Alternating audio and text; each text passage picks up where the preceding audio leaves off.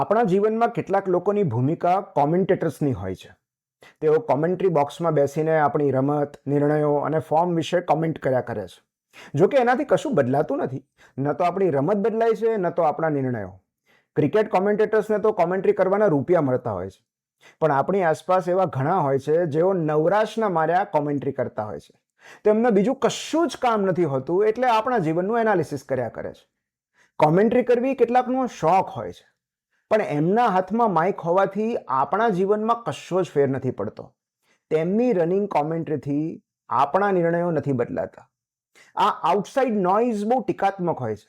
ક્યારેક એટેન્શન મેળવવા માટે લોકો એવા સ્ટેટમેન્ટ કરતા હોય છે કે આપણે રિએક્ટ કરીએ, એમને જવાબ આપીએ, આપણા નિર્ણયો જસ્ટિફાઈ કરીએ. પણ હકીકત એ છે કે ગમે તે કરી લઈએ, તેમની કોમેન્ટ્રી આપણે બંધ નહીં કરાવી શકીએ. એના કરતાં આપણા જીવન પર ફોકસ કેમ ન કરવું? કોમેન્ટ્રી કરનારા કોમેન્ટ્રી બોક્સમાં એટલા માટે છે કારણ કે ગ્રાઉન્ડ પર હવે તેમનું કોઈ સ્થાન નથી. દરેકને પોતાનું ઓડિયન્સ જોઈતું હોય છે.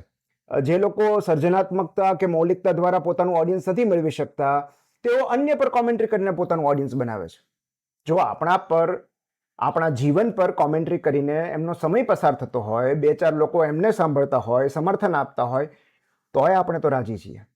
હા, એક વાસ્તવિકતા અડીખમ રહેશે કે એમની કોમેન્ટ્રીથી ન તો આપણી રમત બદલાશે, ન તો આપણું જીવન. આપણને એવા જ લોકોના શબ્દો અસર કરવા જોઈએ જેઓ લડાઈ દરમિયાન યુદ્ધ મેદાનમાં આપણી સાથે છે. જેઓ મેદાનની બહાર રહીને કોમેન્ટ્સ આપે છે, એમની વાતો મન પર ન લેવી.